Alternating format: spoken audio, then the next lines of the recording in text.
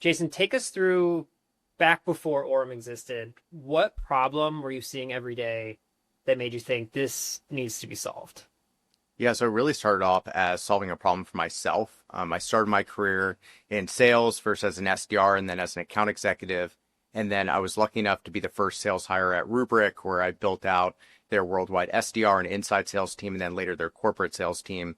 And so I was in the position of not just the user of this type of software, but then the buyer and evaluator of this type of software. And when I looked at the market, it was pretty interesting. And I saw it as really just three different phases of sales tech.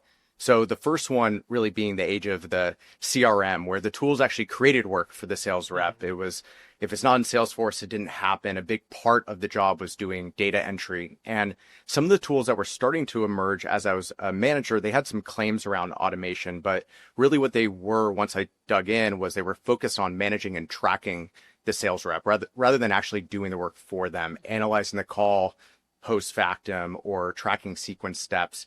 But I was hiring these really talented kids, many times their first job out of college, and I was having them do all of this manual labor just to get into a live conversation. And the phone was the most successful channel for us and really felt like there had to be a better way. Was there a specific like day or call or experience that kind of crystallized the frustration to need something better? Yeah, I don't think it was a specific moment. I think like many people, I had the hesitation that if, my reps, if I were to automate some of these steps, some of the art of it would be lost. And ultimately, a marketing leader at Rubrik had introduced me to some of the different software out there that claimed to automate calling, sort of your traditional auto dialer. And we did have some success with that. We were able to build some processes around that, but saw that there was quite a bit missing. And that's when I started to realize that there was a gap in the marketplace. Can you talk to me a little bit more about that gap between the technology and what sales teams actually need? Because it's a big leap to go from I think there's something that's needed to like I want to go off and build this. Can you kind of talk to me about what that gap was that you were seeing? Yeah, it's interesting. I think part of it was the tools at the time, they were just legitimately sort of dusty and old school. But I think most importantly, they weren't really strategic. They didn't allow the reps to prepare for the call in a thoughtful way. They weren't really integrated with some of these other tools in our tool stack that were starting to emerge. So really across the board, it was speed, it was performance, it was usability. And in the case of some of the outsourced service providers I was using was also cost. And one of the stories that really kind of opened my mind to that there might be a gap in the space is I had was starting to work on this just really as sort of a side project, and I met a product manager from another company, and I explained to him that we were building something in the dialing space without sort of our original wedge into the market. And he was like, don't like a million things like that already exist? And meanwhile, I was the buyer and I just couldn't find anything that was sufficient to solve my problem. So I think because of some of the adjacent, contact center space and things like that, a lot of the smart engineers thought that the problem was solved. But then the people who actually had the problem, like me, didn't have any legitimate vendor to solve this problem. That's super interesting that a lot of times when people, I feel like that's what happens a lot with founders is people assume the idea that they want to create already exists because so many things do exist. It's really interesting to hear like people just assumed that it was already out there. You mentioned this product manager. Do you remember like the first person you talked about this idea like specifically before you started building and what they said? Gosh, I have to think of that's a little bit of a loaded a little bit of a loaded story. I'm trying to think about it. I did pitch it to one friend before my I pitched it to my co-founder, but he was coming off the back of a failed startup and he just didn't have the appetite to do anything.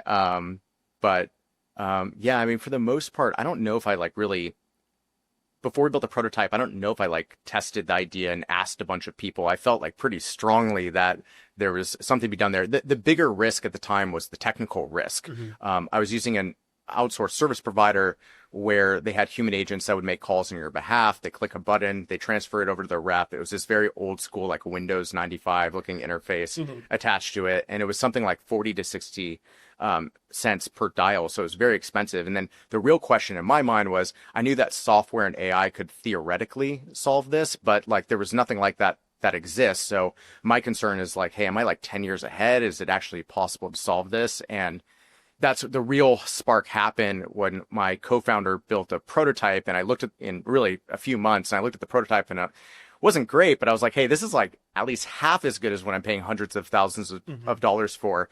It at least must be possible to do this. And that's when I really started to smell the opportunity originally. So were those kind of the first steps, is talking to Karthik and letting him go off and sort of build something? What was the, like, once you decide, okay, I want to do this, what are those first steps? Yeah, so at the time I was living in San Francisco, and I was, surrounded by, half of my apartment building was really smart engineers, the type that are going through Y Combinator and came out of Stanford. So I had built a little bit of a reputation doing startup advising, because there's a lot of technical founders that are trying to get their first sale, trying to figure out how to build a sales team. So people would be like, meet Jason. He's the first sales hire at Rubrik. He can help you out. So that's kind of the how I broke into the friend circle to originally meet Karthik. And really, I pitched him the idea. I sort of kind of ran him through what this would look like. And really that initial prototype, it was enough for me to go like, okay, this is actually solvable. This isn't something that's 5 or 10 years in the future. Because I think the assumption was you kind of have this very static, like progressive dialer, or you have this outsourced service provider, and no one was talking about AI then. No one was thinking that software could do something like this. And it happened to be a point in time where the technology was just getting good enough to solve this problem. And when you saw that version, that initial version, was that the moment when you realized like this could be a company and not just an experiment? Yes, I mean, I think it definitely came in phases. I think once I saw that, like my eyes definitely lit up.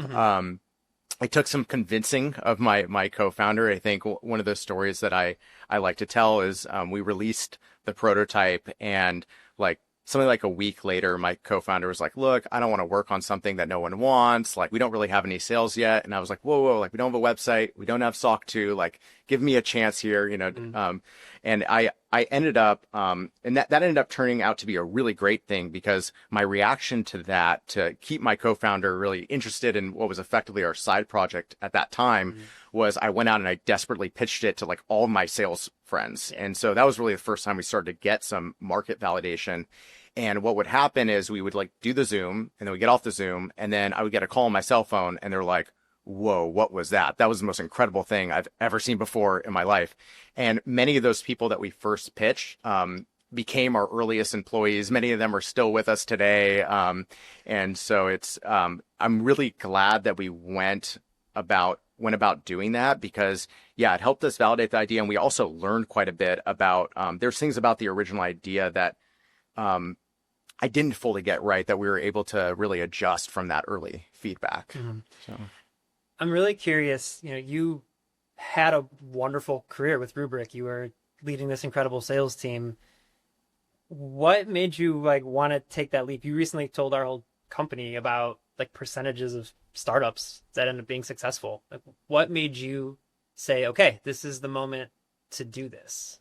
yeah, I mean, I had a failed startup in my early 20s, and like that was definitely like a very hard moment for me. And one of the reasons I came to Rubrik was I wanted to be a part of something early stage, and was really lucky enough to ride shotgun with their CEO, with Rubrik's CEO, and I got to watch how a company is really built and get the experience and the contacts under my belt. So in many ways, I think Rubrik has, inspired myself, and also a lot of the other founders that have now come out of Rubrik to go off and try and start their own company.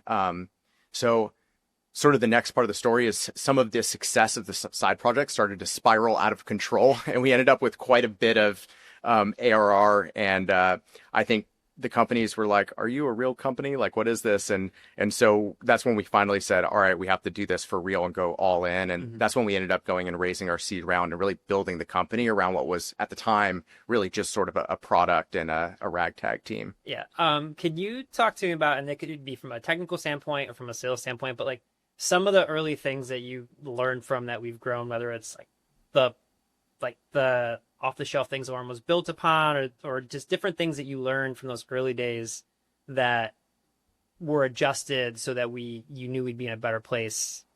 Now obviously looking, it's 7 years later, but what were some of those early things that might have been good enough for the moment, and you guys realized, let's make sure we do this from scratch and build a house and all that good stuff? Well, I think like software is always disposable in a sense. Like every few years, everything changes so much that you have to constantly be adapting. And there's so many things that are off the shelf now that weren't available when we started the company. I think while we were an AI company from the start, and like what we were doing was taking human labor and really automating that with AI, really hard human labor, I'd add. But one of the things that we really couldn't fully envision was how quick LLMs and AI was going to evolve. And what that's really done for us is help to unlock the coaching side of things because every time someone makes a call on data, it's this call on Orum, there's this unique data set that's created. And now we can unlock that data to help the reps get better. And I wasn't sure that helping the reps get better over the phone was something that we could fully solve in the beginning of the company. But now we're just overwhelmed with the amount of things we can do to help the rep get better at their job. Kind of last question about this before we bring in two other executives now. Like when you were, early on, obviously, like the Orum being used as often as it was, you are getting all of this, like you said, this data from the calls and different things. Did you and your co-founder envision having different things you could do with that data, or was it, luck of the draw that so many people were using the platform and now we have all this data we can look back on and say, we know who's going to pick up, we know what percent, we can help you improve your connect rates. I'm just curious, like, was that something that was you thought through at the very beginning, or is it just now that there's so many dials being made a month, it's just working out well for us? Yeah, one of the things that I learned from one of my mentors at a previous company is, there's a lot of things like the ingredients that go into making a company successful. But one thing you have to sort of get lucky with is where you fit into the stack. And I always felt that Orum was in a very strategic part of the stack because of all the data on our platform. We have, over 1 billion calls that have gone through our platform. We have all the recordings, which are really rich data. And I think I always knew that that was going to be a big part of our success. But the question is, how do you really unlock that and turn that into a valuable feature? And I think in the beginning, it was about providing visibility into the calls. It was about creating analytics around the calls. And also like things like, how do you know who's going to most likely to pick up the phone, or how do you get the best call from number? But I think that what AI and LLMs have really done is to really unlock that data and help coach and train the reps. And that's a big part of our vision going forward is, the first part of it is our original product. How do we get you into a live conversation with your target ICP? And the second part is how do we actually improve those conversations? And now we have the tools to really take advantage of the data moat that we've built.